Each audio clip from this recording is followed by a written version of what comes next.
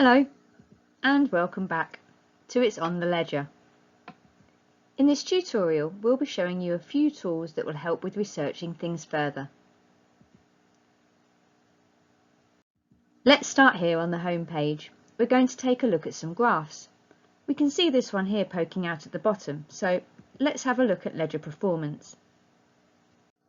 This graph will automatically default to all. You can refine the search somewhat by narrowing the criteria to a year, and you can see the date range gets smaller at the bottom of the graph. There are only so many options here, like 6 months, 3 months, or a month. So what happens when you want to see a specific date range? Let's show you. This is super cool. Let's take a look at the 4th of July as our example.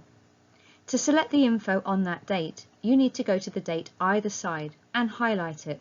So we'll start by clicking and holding the mouse down on the 5th of July, and then pulling the mouse over to the left to highlight the 4th of July and dropping our cursor onto the 3rd of July. And as soon as you take your finger off the mouse, the graph will change to your refined search. Here we can see our selected date of the 4th of July. On the actual ledger page, we're going to take a quick look at the accounts graph below and make it a little bigger. We'll jump straight through here to a month, and again on the 4th of July we'll do the same thing. Click and hold on one date and then drag the cursor across to the other date you want in your range, and then let go of the mouse. And here's our date, the 4th of July again. Back to the ledger and scrolling back up, we're going to take a look at the Aqua asset. There are a couple of graphs on the asset page. Let's scroll down. There they are. Let's centralize these graphs. The options on these graphs are the same as before to narrow the information, and again you can highlight key dates and expand the information within. There's a couple of other graphs to look at. Let's scroll back up to the top where the ratings graph is. But there's no other options here to look at for other information. The graphs we need to look at are on the account page and not an asset page like this one. So let's click on the asset issuer's address. We need to scroll down a tad to see this one. It's the balance history graph. Again, it's the same options as before, but you can also drop down this menu here and see the assets in the order that they were added to the account. And if you select an asset, you can see all the information about it in the graph, which is pretty neat, huh? There's just XLM on this account, but how many assets have you had in your wallet? Probably a few more than just XLM. The menu on the right changes the graph from linear to logarithmic. It changes the format the data is displayed. There's also 2 more graphs on this page. Can you think what they are? You'll need to think back to the early tutorials for these. Let's scroll down and see. Well, if you selected payments and trades, you can put 10 hypothetical points in your bag. You are correct. We've got payments and trades. So let's have a look at payments. Well, that's not terribly exciting now, is it? So let's have a look at trades. Ugh, yawn fest. There's just nothing here. Well, check out your own wallet and see what you've been up to. We're going to go back to the top. At the top, in the search bar, type the very first asset you got when you got a Stellar wallet. Do you remember? Any ideas? I'll give you 5 seconds to guess it. 4, 3, 2, 1. Well, if you said XLM, give yourself another 10 hypothetical points. There's a cheeky graph here on the right for you to explore. It's got tons of information there. We want to take a look a bit further down. In the payments section, this graph right here.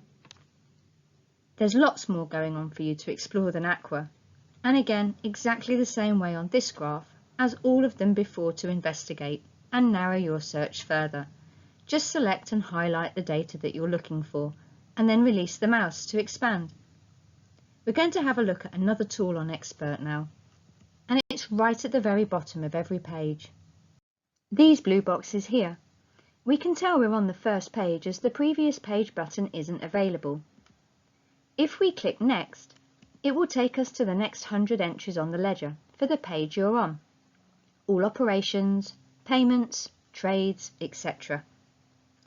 This middle button here allows you to skip through up to 100 pages at a time of the ledger, so you can jump backwards or forwards 1,000 transactions at a time. This button underneath, though, is where the magic starts to happen. When you click Export Data, the entries on the page you are on will appear in a spreadsheet format. If you want to save the data and work on it, you'll need to select the information you want and copy it, and then you'll need to have a spreadsheet ready so you can paste the information in here, and then don't forget to save it, of course. Then you need to go back to the exported data and close the window. Back in Expert, click the next page and repeat the steps again. Don't forget to scroll to the end of the information that's already there, so you don't paste over the existing data by accident. Couple of last things to show you on the ledger for these tutorials, and these are great. On the asset pages, they have icons next to the text, and if you hover the mouse over the icons, it will tell you a little bit more about that information. It's very handy if there's something you don't recognise. And if you want to learn a little more, you can click on a topic in some of the boxes and it will take you to a link that will go directly to Stellar.org developers area to read more about it. If you click on the asset account and bring the page up, there are also little question mark icons next to the side of these fields too, giving you lots more information and clickable links. There's even a wallet you can connect in the top right. And now, sadly, there's only one last thing to show you on the ledger for these tutorials, and the end is where it starts. The ledger, that is. It's this button here. This will take you to the source of the information that feeds Stellar.expert.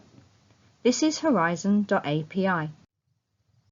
We won't be exploring it in these tutorials, but when it loads, you'll see similar options to things we've already seen. There's no need for us to sift through the raw data in Horizon to find what we're looking for, though. Because of Stellar.expert, it's on the ledger.